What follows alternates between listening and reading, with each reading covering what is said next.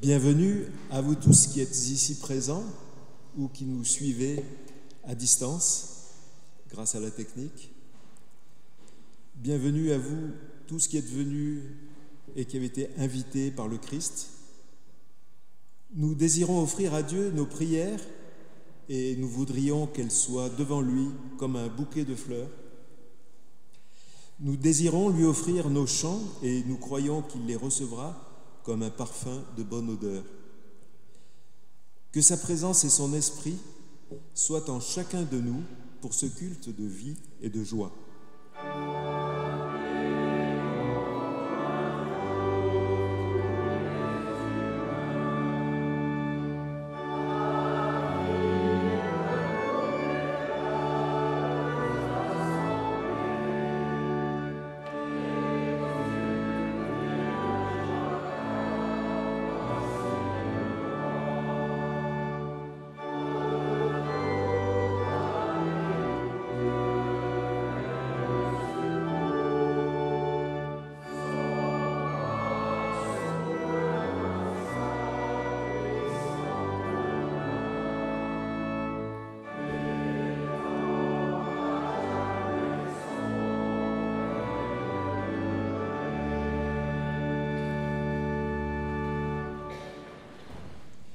Seigneur, c'est de toi que nous recevons l'espérance dans ce monde troublé, le secours au milieu des épreuves, l'amour au cœur des divisions.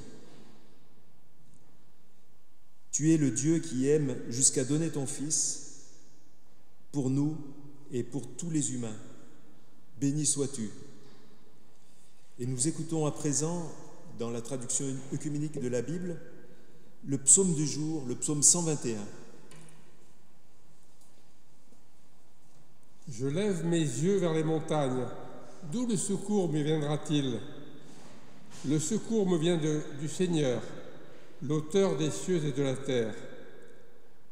Qu'il ne laisse pas chanceler ton pied, que ton gardien ne sommeille pas. Non, il ne somnole ni ne dort, le gardien d'Israël. Le Seigneur est ton gardien, le Seigneur est ton ombrage, il est à ta droite.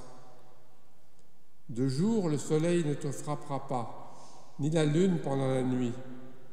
Le Seigneur te gardera de tout mal, il gardera ta vie, le Seigneur gardera les allées et venues, dès maintenant et pour toujours. Amen.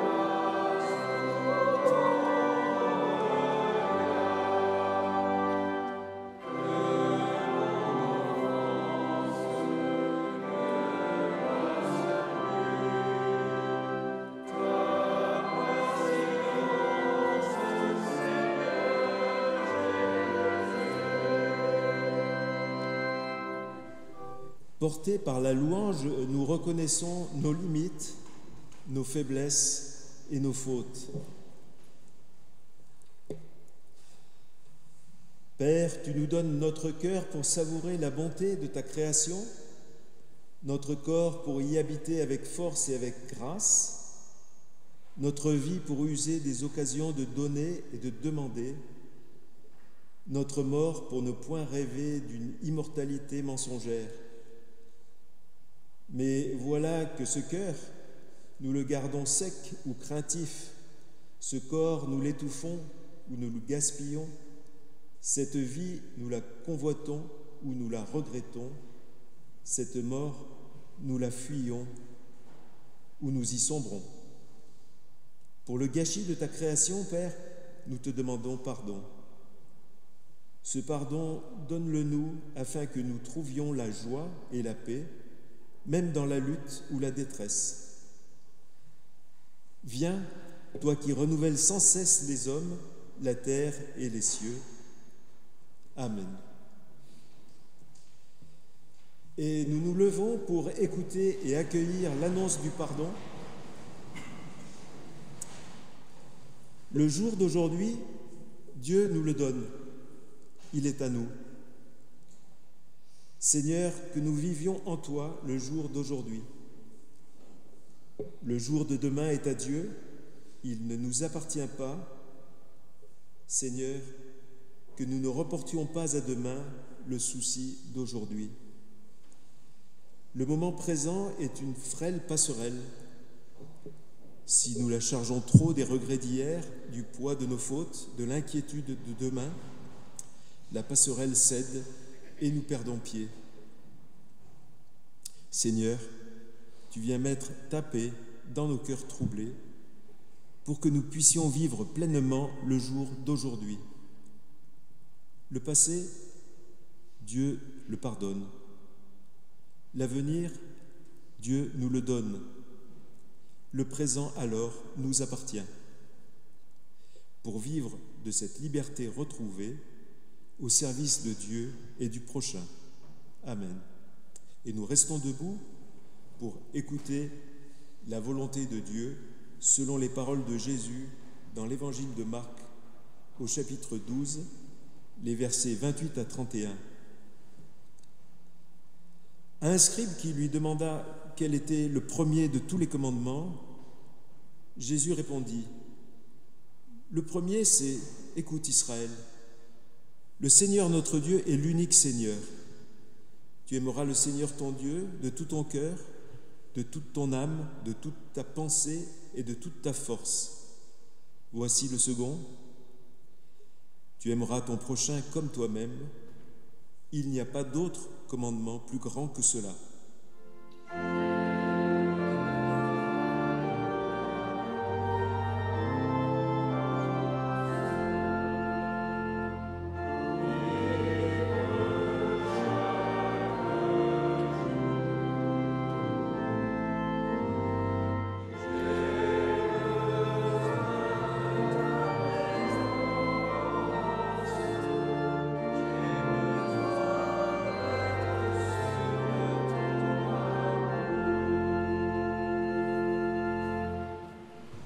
Avant d'ouvrir la Bible, je vous invite à la prière.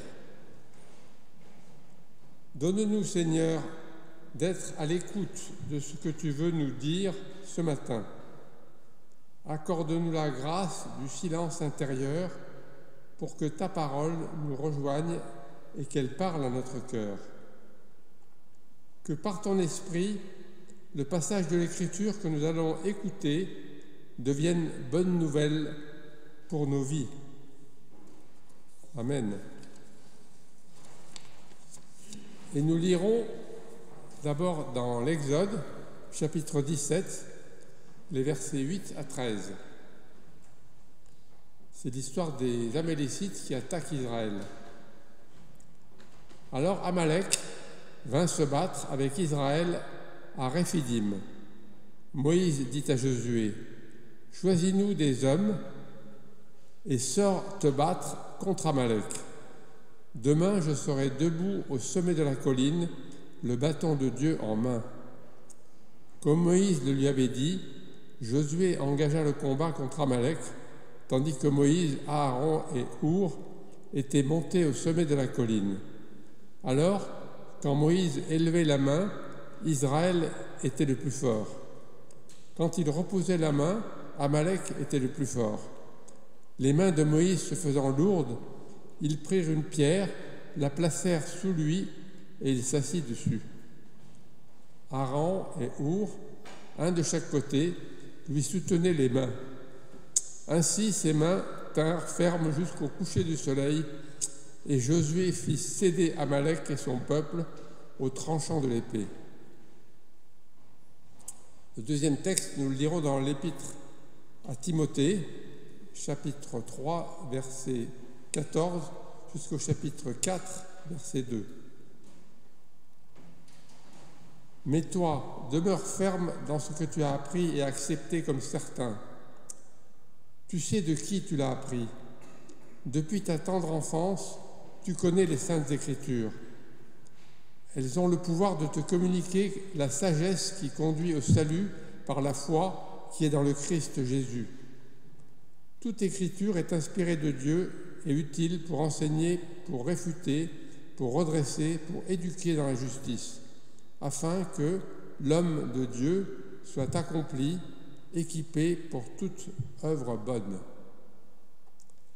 Proclame la parole.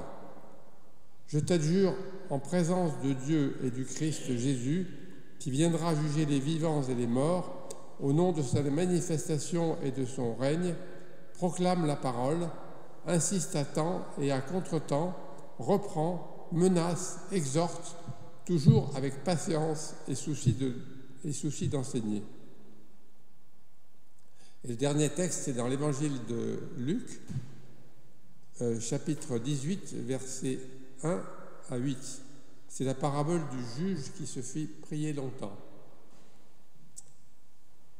Jésus dit une parabole sur la nécessité pour eux de prier constamment et de ne pas se décourager. Il leur dit, il y avait dans la ville un juge qui n'avait ni crainte de Dieu, ni respect des hommes. Et il y avait dans cette ville une veuve qui venait lui dire « Rends-moi justice contre mon adversaire ». Il s'y refusa longtemps. Et puis il se dit « Même si je ne crains pas Dieu, ni ne respecte les hommes, eh bien, parce que cette veuve m'ennuie, je vais lui rendre justice, pour qu'elle ne vienne pas sans fin me casser la tête. » Le Seigneur ajouta « Écoutez bien ce que dit ce juge sans justice. Et Dieu ne ferait-il pas justice à ses élus qui crient vers lui jour et nuit, et il les fait attendre? Je vous le déclare, il leur fera justice bien vite. Mais le Fils de l'homme, quand il viendra, trouvera-t-il la foi sur la terre ?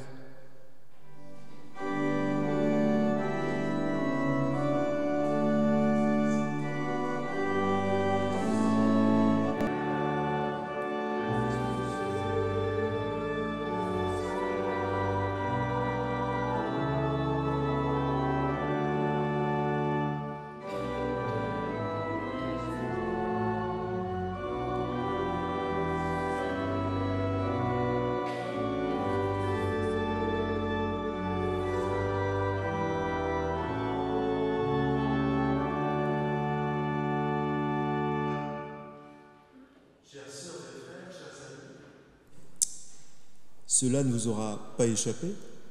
Nous sommes dans le temps liturgique de l'Église qui suit celui de la création. Le calendrier liturgique prévoit que le temps de la création court du premier dimanche de septembre au dimanche précédent le 4 octobre, ce qui couvre une période de 4 semaines environ. C'est le temps liturgique le plus court de l'année et pourtant, ce n'est pas le moins important. Certes, si l'on s'en tient au texte de la Genèse, Dieu créa l'univers et l'humanité en 6 jours et s'est reposé le 7e. Bon, à notre échelle, cela a pu prendre un peu plus de temps. On date l'âge de la Terre à un peu plus de 4,5 milliards d'années.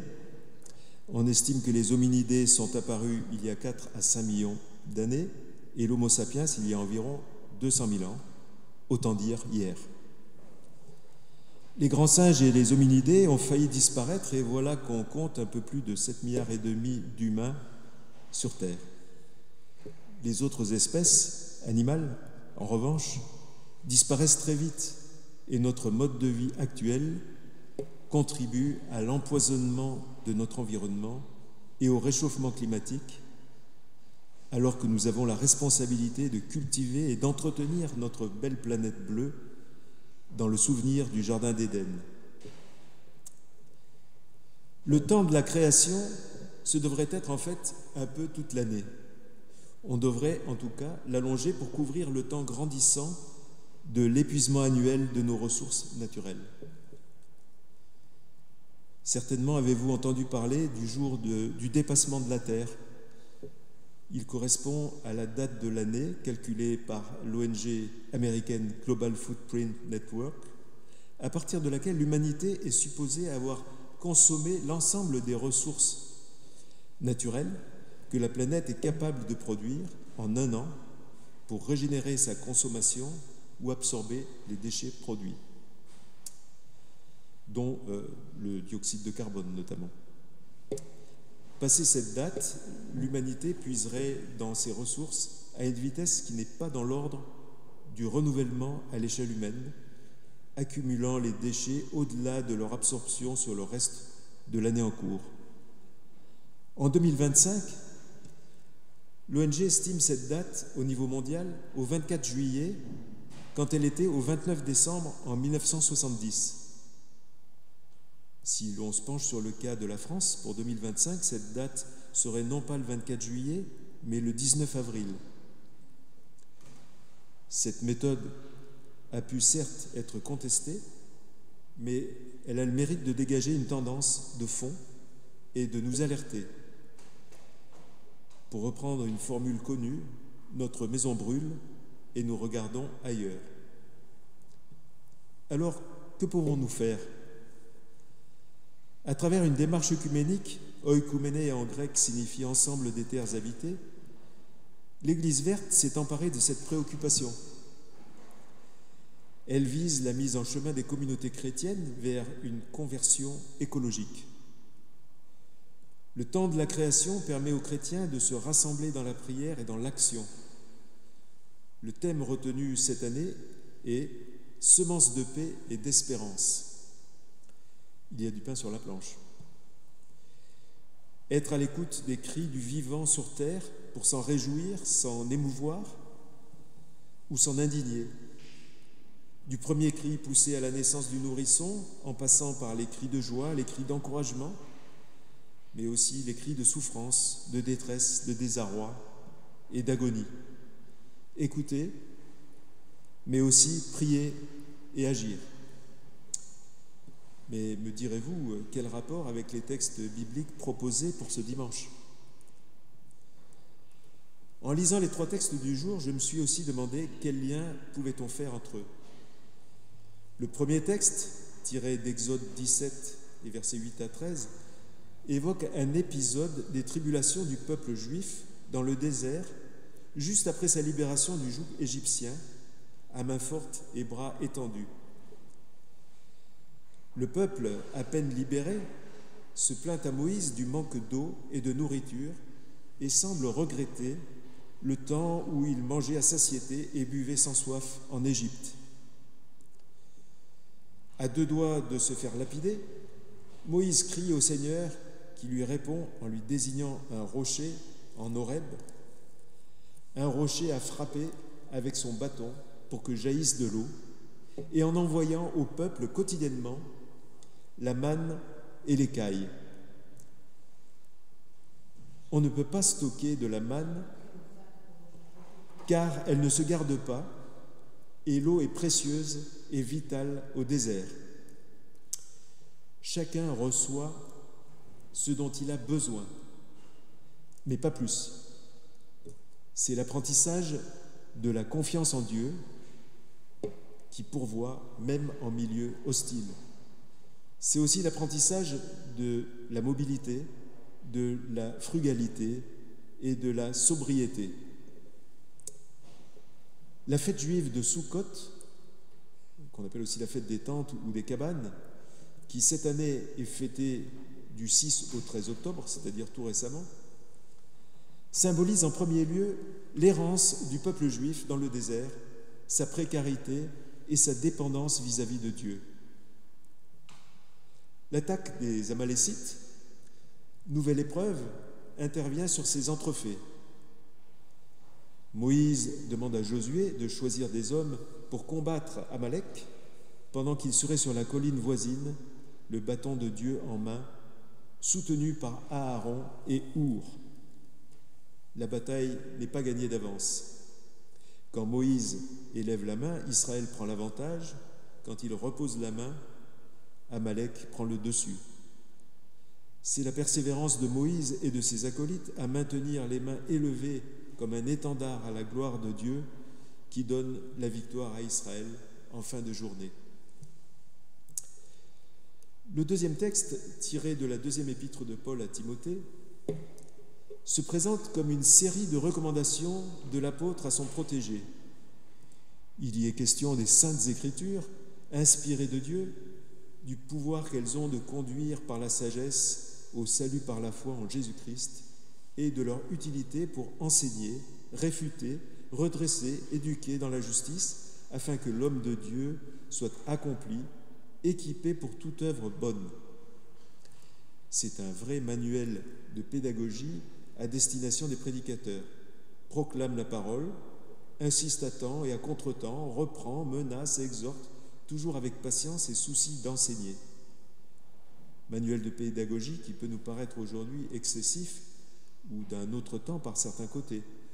Le recours à la menace ou au harcèlement pourrait faire penser à des méthodes sectaires. Cela dit, c'est grâce à ce travail de fond, à ce souci d'enseigner, d'éduquer dans la justice de Dieu, et non pas celle des hommes, à ce besoin de transmettre avec persévérance son témoignage aux nombreuses communautés qu'il a rencontrées au cours de ces non moins longs et périlleux voyages, que l'Évangile s'est répandu dans le bassin méditerranéen. Le troisième texte, tiré de l'Évangile de Luc, au chapitre 18 et les versets 1 à 8, se présente comme une réponse, sous forme de parabole, à la sempiternelle question des disciples et par-delà de l'humanité tout entière, des prières non exaucées et du découragement, voire du désespoir qui peuvent s'en suivre. Jésus plante le décor. D'un côté, un juge sans scrupules, sans crainte de Dieu ni des hommes, dont le souci de la justice devait être surtout conditionné par le potentiel financier de ceux qui faisaient appel à lui. De l'autre, son exact contraire, une femme veuve, une paria. Dans la société patriarcale de l'époque, les veuves sont souvent considérées comme responsables de la mort de leur mari et la famille du mari à laquelle elles appartiennent maintenant les tient en piètre estime. La veuve de la parabole a tout perdu, non seulement son mari, son statut, ses revenus, mais aussi un droit sur un bien immobilier ou mobilier ou autre, le texte ne le dit pas, dont un adversaire suffisamment lâche pour profiter de la situation entend la priver. Et cette injustice-là, elle ne peut pas l'accepter. Le juge n'est ni motivé, ni pressé à lui rendre justice. Dans son référentiel, cette affaire est sans intérêt. Comme dans la fable du loup et de l'agneau de Jean de La Fontaine, comme nous l'observons aussi sur la scène internationale, la raison du plus fort apparaît à celui-ci, toujours la meilleure, et peut sembler triompher un moment. Mais voilà, la veuve ne se laisse pas faire. Elle est obstinée, déterminée et tenace dans sa quête de justice. Persévérante, aussi se rebiffe-t-elle et vient-elle régulièrement casser les pieds, les oreilles et la tête du juge. Celui-ci, agacé, n'en peut plus. Comment se débarrasser de cette femme qui l'importune? Aussi finit-il, pour des motifs purement égoïstes, par lui rendre justice et par réparer le tort qu'elle a subi de la part de son adversaire. Morale de l'histoire, si un homme détestable fait ainsi le bien, à combien plus forte raison Dieu ne fera-t-il pas justice à ceux qu'il fait, pour l'heure, encore attendre. Et il le fera même vite, nous dit le texte. Il y a dans ces trois textes du jour un fil commun le besoin de présence divine pour surmonter les obstacles de la vie, pour marcher dans le droit chemin inspiré par la justice de Dieu plutôt que par celle des hommes, et, pour y parvenir, la prière persévérante. En amont des questions que peuvent se poser les pharisiens, les disciples et peut-être nous-mêmes, sur la réponse à nos prières, se trouvent d'autres questions sur la venue du règne de Dieu et sur le jour du Fils de l'homme. Mais le texte de Luc ne s'arrête pas à la conclusion que Dieu fera justice rapidement à celles et ceux qui le lui demandent avec persévérance dans leurs prières. Il va plus loin. Il ajoute une deuxième conclusion à la première, une conclusion en forme de question. Lorsque le Seigneur reviendra, trouvera-t-il la foi sur terre ? N'est-ce pas cette question qu'il faut se poser plutôt que de spéculer sur l'heure, le jour et le lieu de sa venue? Le jour du jugement, ceux qui se sont réclamés de lui, seront-ils là? Seront-ils restés dans la posture de ceux qui n'acceptent pas d'être drogués par les distractions, détournés par les plaisirs, illusionnés par le spectacle du monde? Seront-ils restés dans la sainte indignation, dans la révolte contre l'inacceptable, dans la revendication de la justice? Ou auront-ils déserté, abandonné la lutte pour la justice et la paix, l'amour entre les hommes? Il y a, à travers le monde ces dernières années, un nombre croissant d'hommes et de femmes qui se battent pour leurs droits sur le sol, sur l'accès à l'eau, la préservation de leur environnement, de leur culture, de leur liberté, une plus juste répartition des richesses contre des États totalitaires, des multinationales, des gangs qui s'enrichissent sur le dos des populations qu'ils exploitent par le narcotrafic, le trafic d'armes et le trafic de migrants. Ces défenseurs des droits humains et environnementaux sont de plus en plus menacés, poursuivis, torturés et même exécutés. Parmi toutes ces figures emblématiques, je voudrais pour conclure rappeler l'œuvre d'un prêtre jésuite, Maya Tzotzil, du Chiapas au Mexique, le père Marcelo Pérez, pour lequel l'ACAT s'était mobilisé et qui a été assassiné à la sortie d'une messe il y a tout juste un an, le 20 octobre 2024. Il était connu pour son travail en faveur de la justice sociale et de médiation dans les conflits violents qui secouent cette région. Bienveillant et humble, mais déterminé et tenace, il a notamment demandé justice pour les personnes qui ne faisaient que réclamer leurs droits et qui ont disparu, ont été kidnappées ou ont été tuées par des recrues du crime organisé.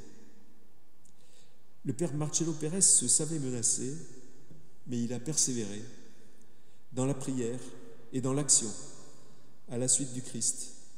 Il s'est donné totalement pour que les membres des communautés dont il avait la charge puissent vivre dans la justice, dans la joie d'un environnement préservé et dans la paix. Puisse la détermination du père Marcelo Pérez nous inspirer et nous pousser à nous engager à la préservation de la création et à poursuivre cet engagement. Amen.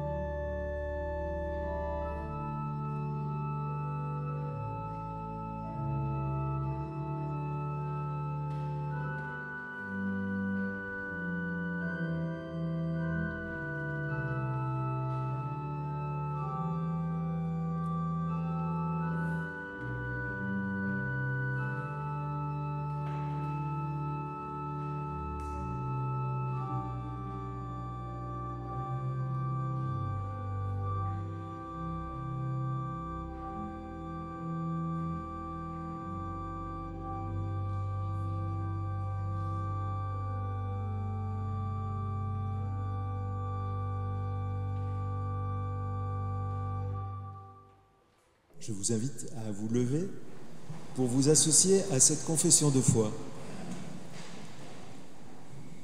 Nous croyons en toi, Seigneur, tu es source de vie. Nous croyons en toi, Dieu, Père de tous les hommes, Créateur de tout l'univers et de tout ce qui vit. Tu as fait l'homme et la femme à ton image.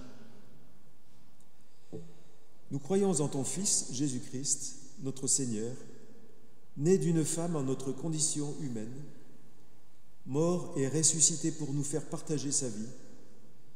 Toujours vivant parmi nous, il est l'espérance du monde. Nous croyons en l'Esprit qui vient de toi et de ton Fils.